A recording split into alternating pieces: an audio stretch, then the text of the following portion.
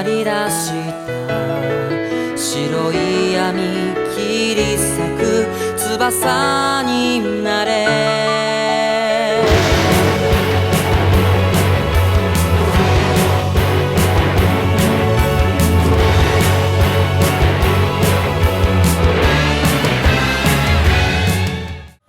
Alright, let's get right into it, not wasting any time. Here are your new kana. Here we have the hiragana sa.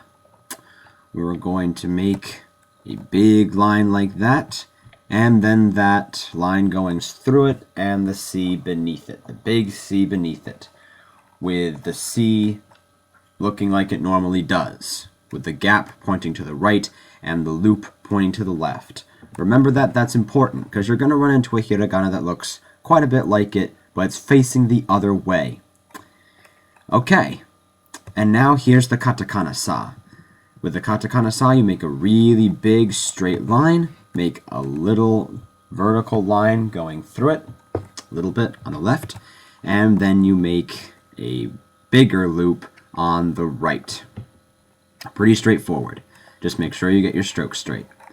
Okay, now we're going to run into our first irregularity. If you've been paying any attention, we've been going a, I, u, e, o, ka, ki, ku, ke, ko, ga, gi, gu, ge, go. It's just a consonantal sound in front of the same vowel sound. It doesn't change. That's not always true, and we're going to run into our first exclusion from this rule. This is not si. This is shi, S-H-I in Romaji, because that's how it's pronounced. It's shi. It's not a big deal, and it's only one stroke, like that. Just realize that there are little sounds like that. It's not breaking the rules in Japanese. No rules said all the kana, all the sounds had to follow that same rule. It's just that when you make the sound si in Japanese, it comes out shi. And so that's why you write it like that. Okay, pay close attention now, because this is the katakana shi. This is where stroke direction comes into play. You see that big line right there? You must draw it from the bottom up. If you don't, and you're not careful, this kana is going to look exactly like another kana in the future. So get this down now. You must make that line from the bottom left to the upper right. And then make those two little lines. The direction those two little lines should be facing is relatively up. Just a little off horizontal. That's also important. You'll find out why next time. Okay, and now this is su. I haven't really mentioned this lately. You might have realized in the last video I did not pronounce dakuten, dakuten. When you run into u sounds in Japanese, especially when they're preceded by a consonantal sound, many times the u is kind of dropped, leaving a bit of a pause in the word. This isn't necessary, but it is common, especially with su. It's almost always pronounced su. But of course, you can't say it alone like that. But, for example, just so you know, the verb of existence in Japanese is desu. However, it's almost always just left as des. Okay, you notice the difference? At any rate, this is su.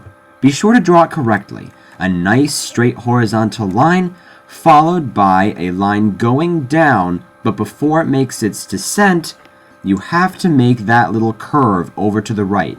Typically, you want to make that about as close to the horizontal line as possible. Okay, get used to drawing it like that. Don't just add it later. This is the katakana su.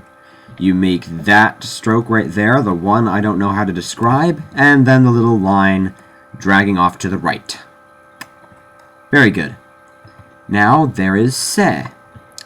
Se looks a little like sa. Just make sure you don't mix it up with the katakana sa. You make that nice straight line right there. make the longer one on the left, looping around, and then a smaller right hook that kind of just fits in there. Beautiful. And now there's the katakana se, which looks a little like it.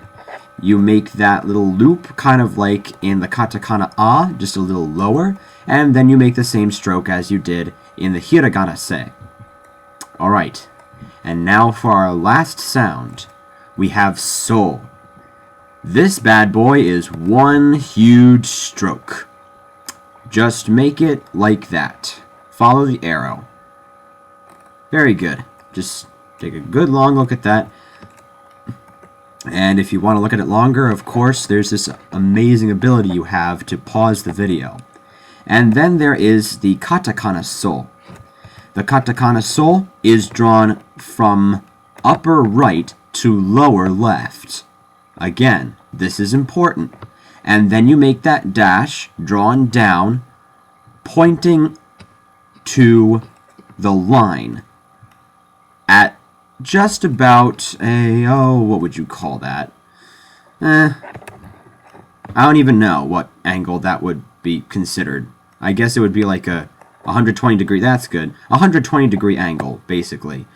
Just make it look like that. Or, no, that's 135 degrees. Oh, who cares? Just make it point at the line you just drew. Okay. Now you know sa, shi, su, se, and so. Remember the dakuten? They're going to be used here. Just pay close attention to the sounds they make on these kana. Sa, shi, su, se, so becomes za, ji, zu, ze, zo.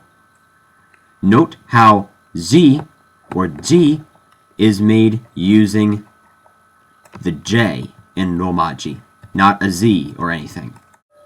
Alright, so that'll do it for sa, shi, su, se, so and za, ji, zu, ze, zo.